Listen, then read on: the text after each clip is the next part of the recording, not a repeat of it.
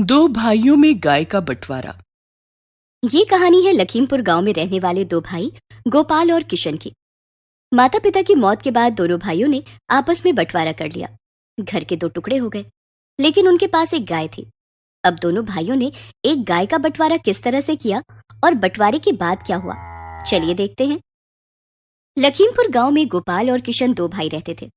उनकी मां का देहांत तो पहले ही हो चुका था। कुछ दिनों पहले पिता नथुलाल भी चल बसे थे।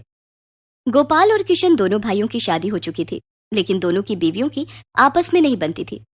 गोपाल की पत्नी चंदा और किशन की पत्नी चमेली में अक्सर लड़ाइयां होती रहती थीं। चंदा बड़ी थी, इसलिए वो चमेली को अपने जेठानी होने का रौब दिखाती थी और उसी से घर के सारे काम करवाती थी। दोनों भाइयों के पास एक गाय थी जिसका नाम जमुना था। चमेली, अभी तक खाना नहीं बनाया तूने? और ये जमुना क्यों चिल्ला रही है? देख, गोबर तो नहीं कर दिया उसने? एक काम ठीक से नहीं होता तुझसे। काम की ना काज की, दुश्मन अनाज की। ये क्या बोल रही हो दीदी? जरा जबान संभाल कर बात करो। अरे मैं बड़ी हूँ, जो चाहे वो बोलूंगी। तुझे वही करना पड़ेगा जो मैं बोलूंगी। ये घर तेरे भैया चलाते हैं। खेत पर तो सारा दिन मेरा पति खटता है। भैया तो खेत पर जाकर चारपाई पर सो जाते हैं। मुझे सब पता है। ज्यादा दिन चलेगा नहीं ये सब, मैं बता रही हूँ। बड़ी जबान चल रही है तेरी, अभी बताती हूँ तुझे, रुक। और दोनों औरतों में हाथापाई होने लग जाती है। अपनी अपनी बीवियों को लड़ता देख दोनों भाई भाग खड़े होते हैं। इस तरह से तो नहीं चलेगा किशन, हमें कुछ करना पड़ेगा। बात तो सही कह रहे हो भैया, लेकिन हम क्या कर सकते हैं? बंटवारा? क्या बंटवारा? लेकिन इसके अलावा और कोई चारा नहीं है। दोनों लुगाइयां ऐसे ही लड़ती रहेंगी तो हमें एक दिन हार्ट अटैक आ जाएगा। किशन गोपाल की बात मान लेता है। पंचायत बुलाई जाती है और गांव के मुखिया चमनलाल के सामने दोनों भाइयों के बीच बंटवारा हो जाता है। घर के बीचों बीच एक दीवार खड़ी हो जाती है। चलो भाई, हो गया बंटवारा, अब दोनों भाई शांति से रहो। ऐसे कैसे हो गया बंटवारा? गाय का बंटवारा भी तो करो। लेकिन गाय तो तुम दोनों के पास एक ही है।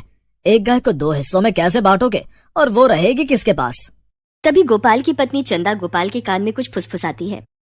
मुखिया जी, ये गाय 1 महीने मेरे पास रहेगी और 1 महीने किशन के पास। मैं बड़ा हूँ, इसलिए सबसे पहले गाय मेरे पास रहेगी। ठीक है, दोनों भाई राजी हो तो मुझे क्या दिक्कत। किशन बड़े भाई की बात मान लेता है और शर्त के मुताबिक गाय जमुना को बड़ा भाई गोपाल अपने घर ले जाता है। जमुना काफी दुधारू गाय थी। वो देखने में जितनी सुंदर थी उतनी ही हृष्ट पुष्ट भी थी। जमुना का दूध पूरे गांव में मशहूर था। अरे गोपाल भैया, अच्छा किया जमुना को तुम ले आए। ये लो बाल्टी और 2 किलो दूध कर दो। हमारे घर के बच्चे तो जमुना का दूध ही पसंद करते हैं। कहते हैं जमुना का दूध बहुत गाढ़ा और स्वादिष्ट होता है। हाँ हाँ, अभी लो भैया 2 किलो दूध। अब सुबह शाम गोपाल के घर के बाहर ग्रामीणों की लाइन लगी रहती थी। गोपाल जमुना के दूध की दही जमाता और मिठाइयां बनाता। उसकी मिठाइयां पूरा गांव खरीदकर बड़े चाव से खाता। ये सब देखकर किशन की पत्नी चमेली जलने लगी। देखो जी, गोपाल भैया तो पैसों में खेल रहे हैं और पूरे गांव में दूध की नदियां बहा रहे हैं। तू परेशान क्यों होती है चमेली? बस 1 महीने की बात है। अगले महीने जमुना के दूध की नदियां हम बहाएंगे। गोपाल और उसकी पत्नी चंदा जमुना की बहुत सेवा करते। चंदा रोज सुबह सुबह जमुना का गोबर साफ करके उसे नहला देती। जमुना के आसपास भी वो साफ सफाई का बहुत ध्यान रखती।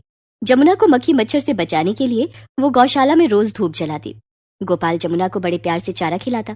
खा, भरपेट चारा खा। ये ले, तेरे लिए गुड़ और खल्ली भी लाया हूँ, खूब खा, जी भर के खा। दोनों पति पत्नी का प्यार देखकर जमुना भी उनसे बहुत खुश थी। इसी तरह एक एक करके दिन बीत गए और 1 महीना बीत गया। अगले महीने की 1 तारीख को किशन अपने बड़े भाई गोपाल के घर आया। भाई किशन, कैसे हो? मैं तो ठीक हूँ भैया, आप कैसे हैं? तभी पीछे से किशन की पत्नी चमेली वहां आ जाती है और किशन से कहती है, सीधे सीधे काम की बात क्यों नहीं करते कि जमुना को लेने आए हो? चमेली ये बात इतनी जोर से बोलती है कि गोपाल सुन लेता है। हाँ हाँ भाई किशन, जमुना को ले जाओ। अब 1 महीने के लिए जमुना तुम्हारे पास रहेगी। गोपाल